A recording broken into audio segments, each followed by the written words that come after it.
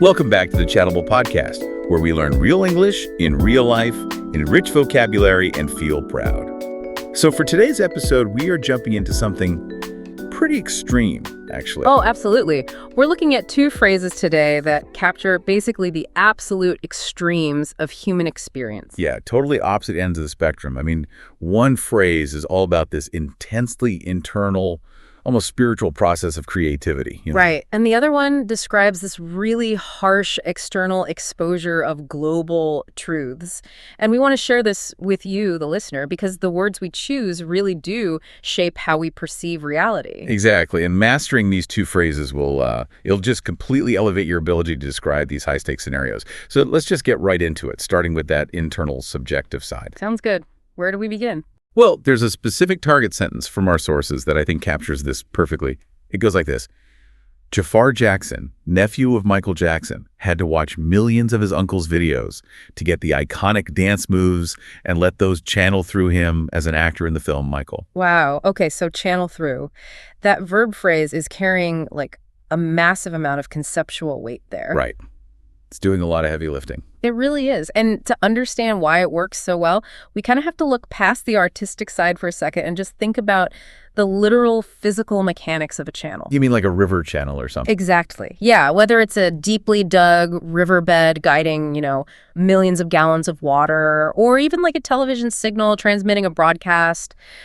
A channel has a very specific structural purpose. Oh, I see. Because it's not the actual source of the water or the signal, right? Bingo. It's never the source of the power, and it's never the final destination. It's just the conduit. It's the pathway that lets something really powerful flow from one place to another. Right. And the big aha moment here, the metaphorical leap, is taking that physical engineering concept and applying it to a human being. Like acting as a human vessel. Precisely. When an artist opens up and lets an external emotion or another person's personality channel through them, they are basically volunteering to become that conduit. That sounds honestly kind of exhausting. Oh, it is.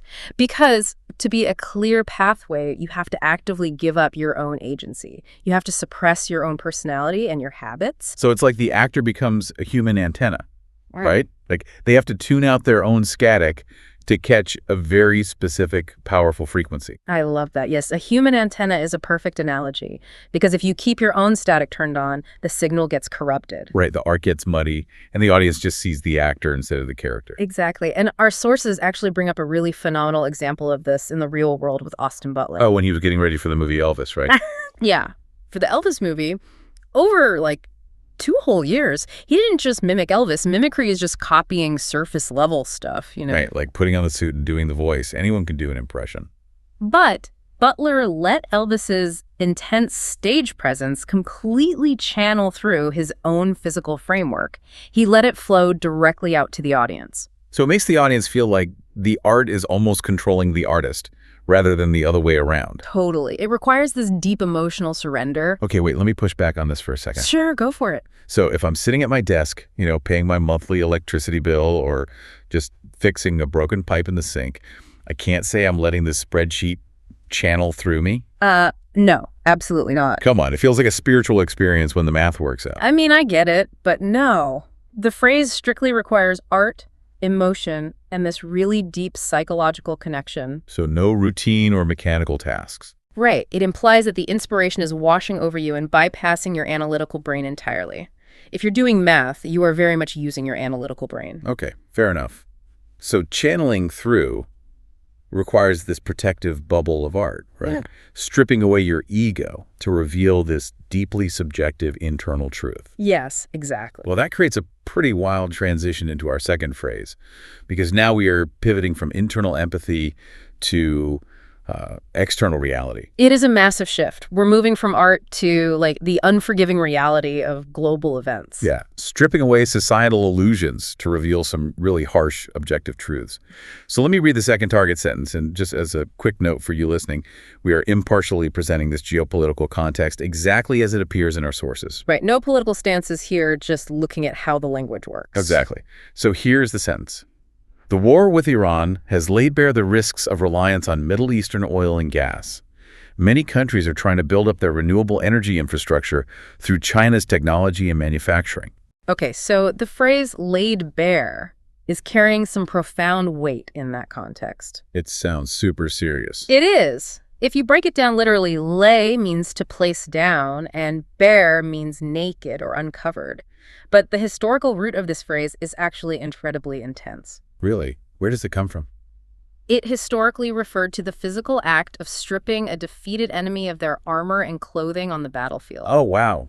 That is incredibly violent. Extremely. It's not just passively uncovering something. It's an aggressive, forced removal of the exact things that made someone feel safe. Leaving them completely exposed and vulnerable. Right, and that aggressive energy is completely preserved in the modern usage today. So when a crisis lays bare a systemic issue, it means all those protective layers, like the political excuses or the secrets, are just violently ripped away. Exactly. It forces the uncomfortable, naked truth to be visible to absolutely everyone. There's no hiding it anymore. You know, it really brings to mind this image of, like, the ocean tide suddenly going way out. Oh, that's a good visual. Yeah, like, normally the water covers everything up, right? It looks smooth and safe. But then the tide is sucked out, and all the jagged rocks and the sunken, rusting junk on the seafloor are just suddenly visible for everyone standing on the beach to see. That is a perfect way to look at it. There is literally nowhere to hide the debris. Right. It's undeniable exposure. And our sources use a great real-world example to reinforce this, the Panama Papers. Oh, man, that was a massive deal. Huge. It was this unprecedented global leak of classified documents, and it completely laid bare exactly how billionaires and politicians were hiding wealth offshore. Because before that, people sort of suspected it, but there was all this thick armor protecting the truth. Right? Exactly. Elite lawyers, corporate secrecy, all of that. And the leak just cleaved all the armor off at once. It forced the naked truth into the open. Okay, so clearly scale matters here. It's reserved for severe crises. Very severe. So let me ask you about everyday use then. If I accidentally forget my email password, does that lay bare my terrible memory? I mean, it exposes it, sure, but no, you wouldn't use lay bare for that. Too dramatic. Way too overdramatic. It demands really high stakes, a massive revelation of truth that affects society or institutions. You can't use it for trivial daily inconveniences. Got it. So I can't lay bare my misplaced car keys. Nope. Save it for the global crises and the paradigm-shifting scandals. Makes sense. Well, this has been an amazing journey today. We've seen how Channel Through captures that ultimate creative connection, right? Yes, that voluntary internal vulnerability. While lay bare is all about the ultimate exposure of external reality, the forced vulnerability of our global systems. It really just emphasizes how the vocabulary we choose dictates our entire perception of reality. Absolutely. And actually, I want to leave you, the listener, with a final thought to ponder after this episode ends. Oh, I love these. Lay it on us. Well, language gives us the power to frame our reality, right? So if we spend more time letting true inspiration channel through us in our daily lives, might we actually be better equipped to handle the uncomfortable truths when sudden crises inevitably lay bare the flaws in our world? Oh, wow. That is deep. So which hidden truths in your own life are waiting to be channeled and which are waiting to be laid bare? Exactly. Something to chew on for the rest of the week. Definitely. Well, thank you so much for joining us for this episode of the podcast. Keep questioning, keep exploring, and remember to keep learning real English in real life, enrich your vocabulary, and feel proud. See you next time.